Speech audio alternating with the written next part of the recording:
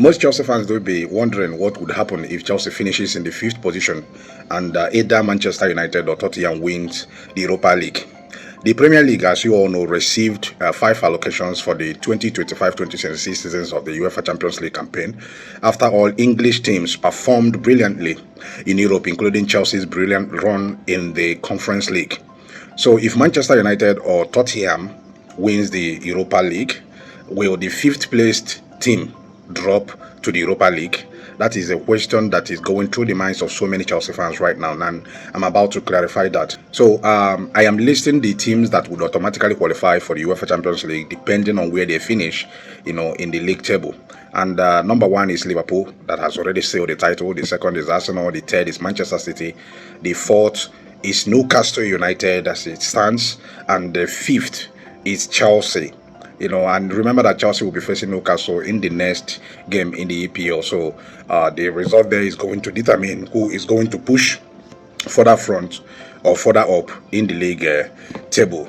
And when it comes to the Europa League qualifications as it stands currently, Nottingham Forest in the 6th position are already there. The Premier League will send only 1 team to the Europa League next season, as they are set to have 5 teams in the UEFA Champions League. That is just the new rule, but this number can increase to 3 for reasons: FA Cup winners and of course Conference League winners. That is if Chelsea don't get to qualify for UEFA Champions League, if they win the Conference League. Crystal Palace will be the 2nd team to qualify for the Europa League if they beat Manchester City in the FA Cup final.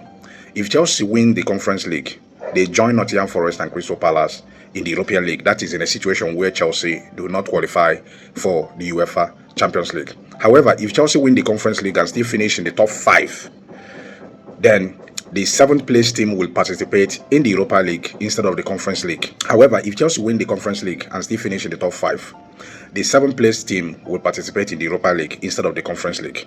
The same applies if Manchester City win the FA Cup and finish in the top 5. If season ends today, the Conference League qualification as it stands is Aston Villa in the 7th position and the Carabao Cup winners Newcastle United. That is in a situation whereby Newcastle didn't get to qualify for the UEFA Champions League. This is what is going to happen. Then if Newcastle finish in the top 5, then the team in the 8th position qualifies for the Conference League. If Manchester United win the Europa League, then 6 teams from the Premier League will participate in the Champions League instead of the standard 5.